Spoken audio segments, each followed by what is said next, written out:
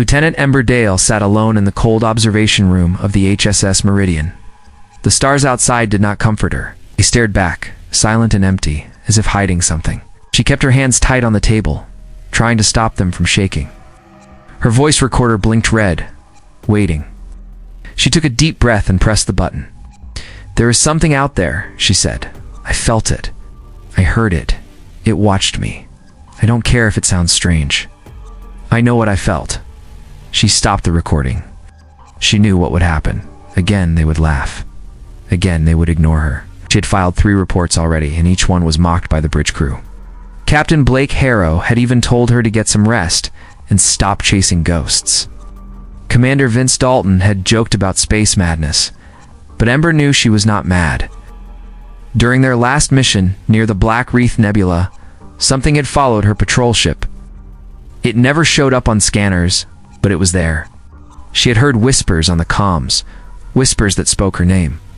The temperature had dropped, the lights had flickered. And when she turned around, she had seen a shadow standing in the corner of her cockpit. When she blinked, it was gone. She had trained for deep space. She had seen wrecks and death. But this was different. This was personal. The next morning, during the crew meeting, Ember stood before the others and spoke again. "I need you to listen," she said. "I'm not alone out here. Something followed us back. Something is on this ship." The room stayed silent for a moment. Then Blake laughed.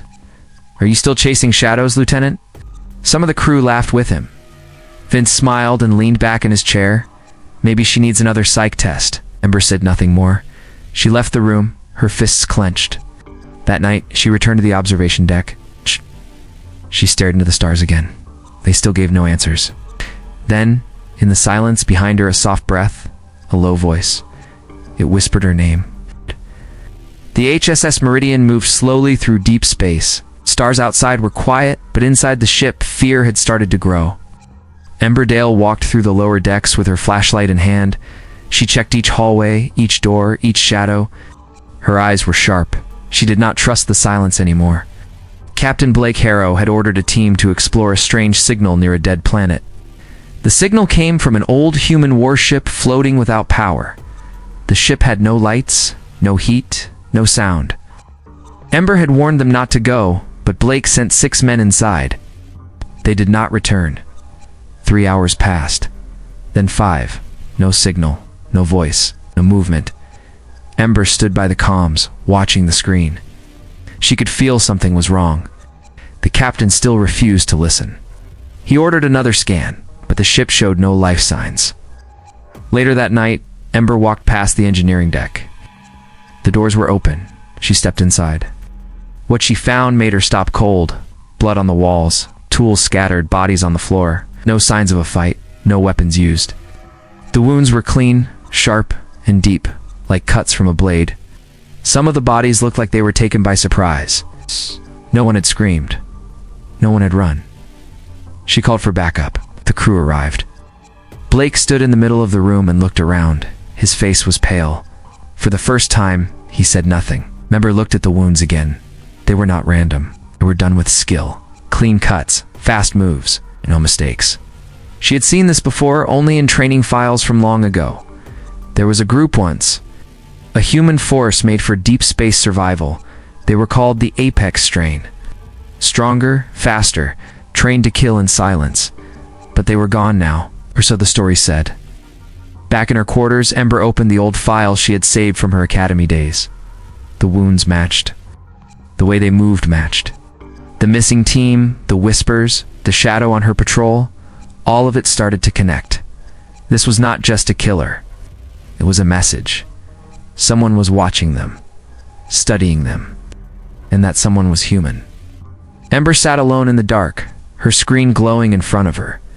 She searched through old files, locked records, and forgotten reports. Her fingers moved fast across the keys. The ship's systems tried to block her, but she knew the back doors. She had trained for this. She found what she was looking for. A name, Sable, not a soldier, not a spy, a leader, a queen. Once a commander of the Apex Strain, now missing. Some said she had died in exile. Others said she had disappeared into the deep zones of space. No one wanted to speak her name out loud. Sable was known for her cold mind and hard rules. She trained her people in fear, not to run from it, but to use it. They could break a man without touching him. They could move through a ship without making a sound. They could kill before you even knew they were there. Ember leaned back in her chair. Her thoughts were sharp now. The bodies on the engineering deck, the missing patrol team, the voice that whispered her name, all of it pointed to one thing. Sable was not dead. She was building something out there in the dark. And one of her men was already on board. She walked to the control room and found Captain Blake sitting with a tired look on his face.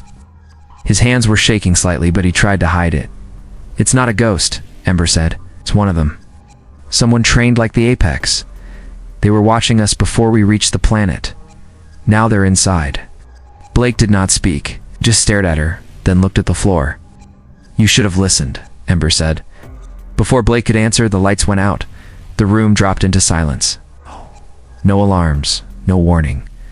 Then a scream came from the lower deck, short and sharp. Then another. The backup power returned. Lights flickered. Blake stood and grabbed his weapon. Ember already had hers ready. They rushed down the hall, but it was too late. 3 more crew members were found dead. No signs of a fight. The wounds were the same. The killer was moving fast. It knew the ship. It knew their steps. And it was not afraid.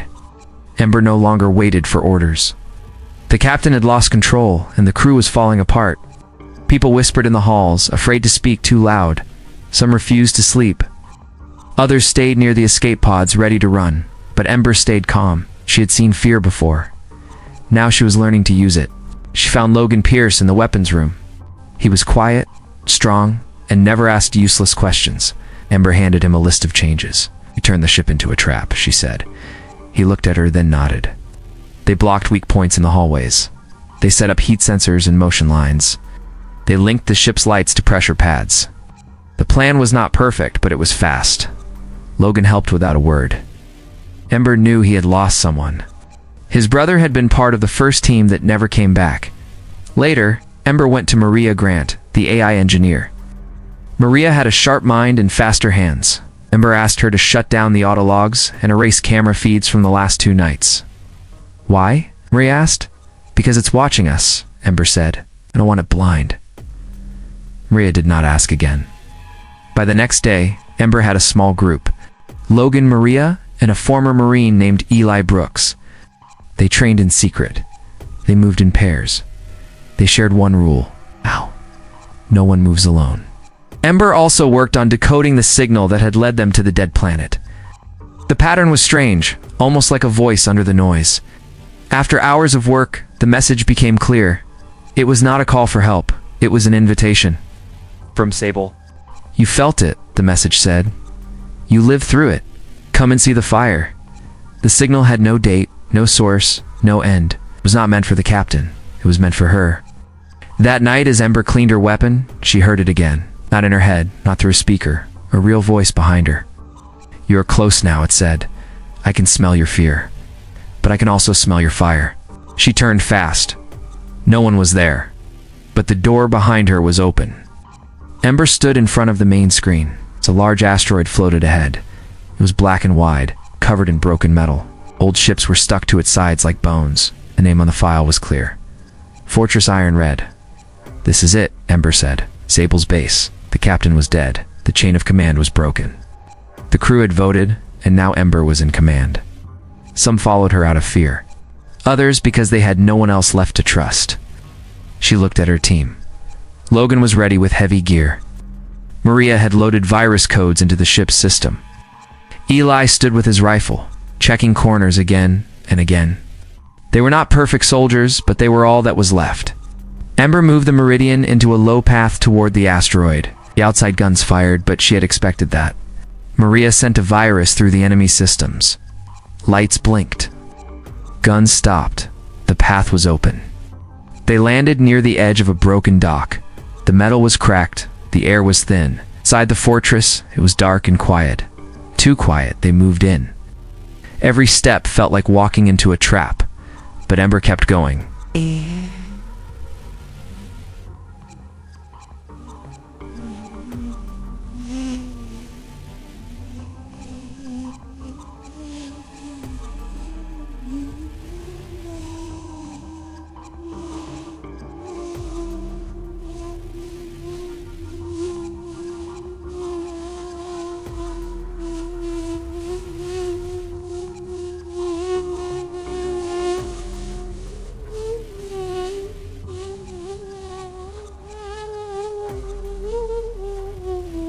What? All right. I will prevent up some redder. I want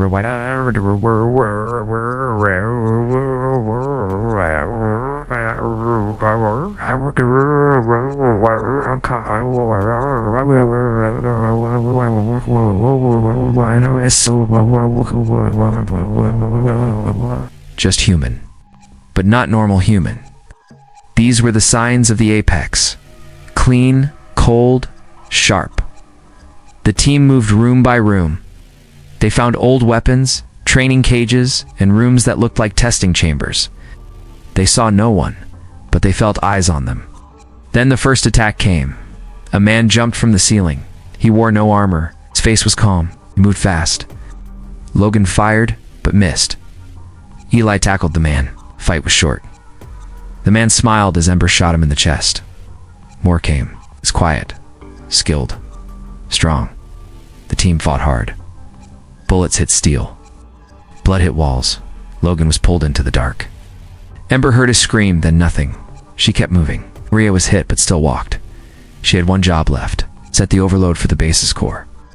She did it without fear. Then she gave Ember a look. A look that said goodbye. The base shook. Ember ran toward the final room, the throne room. Sable was waiting. Ember stepped into the throne room. The floor was smooth steel. The walls were dark, marked with sharp lines. There were no guards, no sound, only one figure standing in the center. Sable. She wore no armor. Her clothes were simple, black and tight. Her hands held a blade made from bone. Her eyes were cold, but calm. She did not speak. Ember raised her weapon. Sable raised her hand. "No guns?" she said. "Only fire and flesh?" Ember dropped the gun. She pulled out her combat knife. Her heart was fast, but her hands were steady. This was the fight she had trained for. This was the moment everything had led to. Sable moved first. Quick, silent, perfect. Their blades clashed. Sparks flew. Ember blocked, stepped back, then attacked. The fight moved fast. No wasted moves. Each strike could kill. Sable was stronger. Her arm cuts were deep and sharp. Ember felt blood on her side, but she kept going. She used her speed, her mind, her memory. Every lesson, every fight, every fear she had ever faced came back to her. She dropped low, cut across, missed, then spun and struck. Sable blocked again. "You learned well," Sable said. "But fear still lives in you." Ember breathed hard. "Yes, but now it serves me." They clashed again. This time, Ember let the pain guide her. She used it like a flame. She moved faster. Her knife cut Sable's leg, then her shoulder. Sable smiled. "You are ready," she said. Then she rushed forward. Ember stepped aside. The moment opened. She drove her knife into Sable's chest. Sable froze. Her blade fell. Blood ran down her front. She looked at Ember with steady eyes. "You are the fire now," she whispered. Then she dropped. The room stayed quiet. Ember stood over the body, breathing hard. Her hands were shaking. Her side was bleeding. But she did not fall. Behind her, the walls shook again. The base was falling apart. The core was burning. Ember turned and ran. She reached the exit. Eli was waiting with burns on his face. He helped her climb aboard the last shuttle. They flew away as the fortress behind them broke into flames. Ember did not look back. The shuttle moved through space in silence. Behind them, the remains of Fortress Iron Red drifted in flames. Ember sat in the corner, holding a bandage to her side. Her knife, still stained with blood, rested beside her. Eli sat across from her, his face tired and burned, but his eyes still sharp. They had made it out, just the two of them. The HSS Meridian was silent when they returned. Most of the crew had locked themselves in the upper decks. No one knew what had happened inside the fortress. Ember said nothing. She walked past them with slow steps, blood on her uniform, eyes like steel. She went to the captain's room. It was empty now. She sat at the desk and turned on the ship's log. Her voice was calm. "Mission complete. Enemy force removed. Target confirmed and neutralized." She paused. Her name was Sable. She trained them to use fear. But fear belongs to me now. She closed the log and stood. Weeks passed. The Meridian moved back toward human space. No one spoke much. The crew gave Ember space. They respected her now, but also feared her. They had seen what she became inside that fortress. The command center sent orders. Return to base. Give a full report. But Ember had other plans. She spoke with Eli one night. They stood in the weapons room, checking supplies. They'll want to take control, Eli said. They'll bury what happened. I know, Ember said. But we don't work for them anymore. Opened a locked panel. Inside was a map. It showed routes beyond human space. Deep zones. Lost stations. Forgotten ships. Places like Iron Red. There are more, she said. I can feel them. You want to hunt them? No. I want to find them before they find us. Eli looked at the map, then nodded. Ember formed a new unit. Small, silent, fast. Not part of any fleet, no colors, no flags. Only one rule: fear nothing.